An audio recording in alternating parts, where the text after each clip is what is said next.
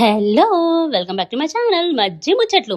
ఇవాల్టి cinema special ఏంటంటే 'పెద్ది'. అంటే జూన్ 4థ్‌కి రిలీజ్ అయిందక్కా, నువ్వు ఇంత లేట్‌గా చెప్తున్నావు ఏంటక్కా అని అడిగితే నా దగ్గర ఆన్సర్ లేదు. సో మెల్లగా చెప్దాంలే అలా అనుకుంటూ 2 సార్లు చూసాక ఒకసారి మాట్లాడదాం అని చెప్పి చిన్న లైవ్ అయితే చేశాను దాని మీద.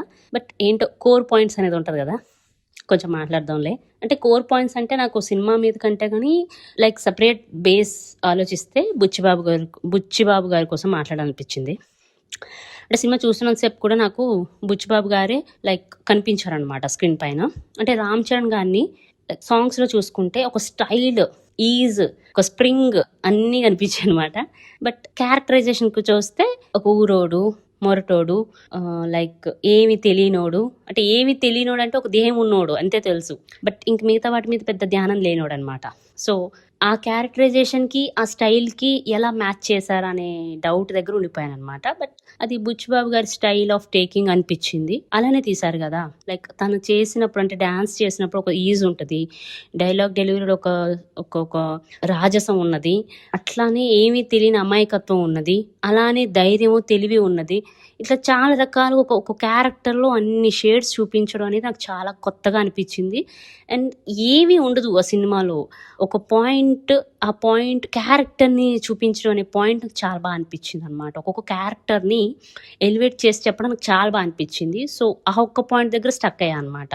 సో సెకండ్ టైం చూసినప్పుడు ఏమనిపించింది అంటే బుచ్చిబాబు గారు ఒక సెన్సేషనల్గా రాయకపోయినా ఇట్లా సింపుల్గా సెన్సిబుల్గా రాసి కూడా ఒక హైలైట్ క్రియేట్ చేయగలరు అని అనిపించింది. అది రామ్ చరణ్ కాకుండా వేరే ఎవరైనా చేస్తే ఆ ఇంపాక్ట్ అలానే వస్తుందా రాదా అనేది విషయం పక్కన పెడితే బుచ్చిబాబు గారు ఎవరితో అయినా చేయించగలరేమో అని ఒక థాట్ వచ్చింది. అలాంటి థాటే వచ్చిందా అంటే క్యారెక్టర్తో పాటు గెటప్లో చేంజ్ వచ్చింది. ఎవరిది? జగపతి బాబు గారి క్యారెక్టరైజేషన్. ఓకే, క్యారెక్టరైజేషన్ చెప్తున్నాడులే బాగానే వెళ్తుంది అనే టైంకి జగపతి బాబు గారికి ఎక్కువ లుక్అవుట్ మార్చేశారనమాట, లుక్స్ కూడా మార్చేశారు. సో అక్కడ కూడా ఒక మెట్టు ఎక్కారనమాట. అలానే అనుకుందాం, ఈ 2 క్యారెక్టర్స్తో ఈ ప్లాట్ రాశారు కదా, జాన్వీ కపూర్ గారిని కూడా అందరూ చెప్పారు అనమాట, లైక్ గ్లామర్ వరకే వాడుతున్నారు, సో అండ్ సో అని చెప్పేసి అంటున్నారు.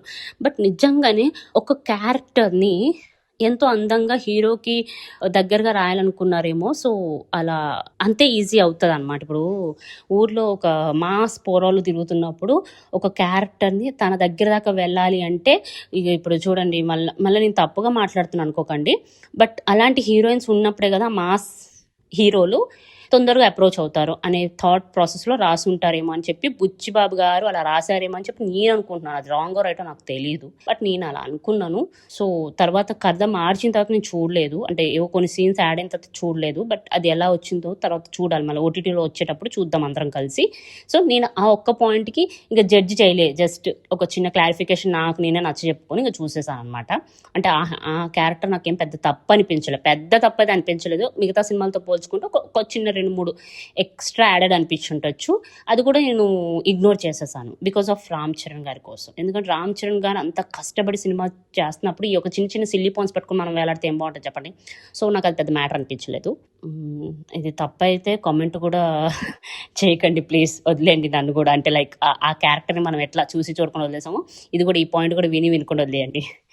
బట్ ఆన్ ద స్పాట్ చెప్పాల్సిన పాయింట్ ఏంటంటే, మీరు కనుక నా ఛానల్లో వీడియోస్ చూస్తూ నచ్చినట్టు అనిపిస్తే ఒక లైక్, షేర్, సబ్స్క్రైబ్ కూడా చేస్తూ ఉండండి ప్లీజ్. అబ్బా ఇది ఇలా మాట్లాడింది కదా అని చెప్పేసి నెగిటివ్గా ఆలోచించకండి. సో నేను సినిమాలో ఉన్న ప్లస్లు మైనస్ల కోసం మాట్లాడుతున్నాను అంతే అనమాట. అంటే మాట్లాడచ్చా లేదా అనేది కూడా నాకు పెద్దగా తెలియదు, బట్ నా పాయింట్ ఆఫ్ వ్యూ మీతో షేర్ చేసుకుంటున్నా. సో నాకు రామ్ చరణ్ గారి క్యారెక్టరైజేషన్ చాలా బాగా అనిపించింది, కొత్తగా అనిపించింది. తన style of performance, acting, like skills అన్నీ తెలిసాయి అనమాట. ఒక్కొక్క క్యారెక్టరైజేషన్కి తను ఇచ్చిన ఇంప్రూవ్మెంట్స్ అనమాట. సో నాకు చాలా బాగా టచ్ అయ్యాయి, చాలా బాగా అనిపించింది. జగపతి బాబు గారు యాజ్ యూజువల్గా బాగా చేశారు, అండ్ విలన్స్ బాగా చేశారు. నాకు అంతా కూడా బాగా అనిపించింది. ఒక కథ, మనం ఇప్పుడు పూరి జగన్నాథ్ గారు కథ ఎలా చెప్తారంటే కట్టే కొట్టే తెచ్చే అన్నట్టు చెప్తారన్నమాట. సో నాకు ఇది అలానే సింపుల్గా అనిపించింది. ఎక్కువ హై డ్రామా లేదు, అలా అని చెప్పి చిన్న పాయింట్ కాదు, ఎక్కువ ల్యాగ్ పాయింట్లు ఏం లేవు. ఏదైతే చెప్పాలనుకున్నో టకమని చెప్పుకుంటూ వెళ్ళారు. కొంచెం కష్టం ఎక్కువ పెట్టించారని అనిపించింది. నాకు మొత్తంగా నచ్చిన దాంట్లో బ్యాక్గ్రౌండ్ మ్యూజిక్ ఏఆర్ రెహమాన్ గారిది, రామ్ చరణ్ గారి పర్ఫార్మెన్స్ అండ్ బుచ్చిబాబు గారి డైరెక్షన్లో ప్రతి ఒక్కరిని బాగా తీసుకెళ్లారు. తన ఒక level of set of drama అంటాం కదా, ఇప్పుడు ఈ క్రికెట్ ఆడేటప్పుడు, లేకపోతే కుస్తీ చేసేటప్పుడు, రన్నింగ్ చేసేటప్పుడు ఎవరైతే వాళ్ళ స్టేజ్లో వాళ్ళు కలిసిన పర్సన్స్ని చూపించిన విధానము చాలా బాగా నచ్చింది. అండ్ కనెక్ట్ చేసిన విధానం కూడా నచ్చింది. కథకి బాగా కనెక్ట్ చేశారనమాట అందరినీ. సో నాకు అది టోటల్ ఆన్ అకౌంట్ ఆఫ్ ఫుల్గా మూవీ చాలా బాగా అనిపించింది. ఇప్పుడు ఆ విలన్ గారు త్రివిక్రమ్ గారు 2వ సినిమాలో కూడా చేస్తున్నారని విన్నాను. అంటే తనకి సెకండ్ సినిమా దివ్యంద. ఆయన పేరు ఒకసారి కామెంట్ చేయండి ఎవరన్నది. చాలా బాగా చేశారనమాట. నాకు బాగా అనిపించింది. ఆయనకి ఇచ్చిన రోల్ కూడా చాలా వాల్యుబుల్ రోల్. ఎందుకంటే ఆ క్యారెక్టర్ అతను తప్ప ఇంకెవరు చేయరేమో అనిపించింది ఆ సిటంకి, ఆ కొద్దిసేపటికి. నాకు తర్వాత చేయొచ్చు, చాలా మంది చేయొచ్చేమో అని కూడా అనిపించింది. బట్ సినిమా చూస్తున్నప్పుడు అలా అనిపించింది అనమాట. సో నేను సినిమా చూసినప్పుడు కూడా అదే అనుకున్నా, మంచిగా చేశారు కదా అనేసి. సో అన్నీ నాకు అలా కలిసి వచ్చినట్టుగా, అంత బాగా సెట్ అయినట్టుగా అనిపించింది.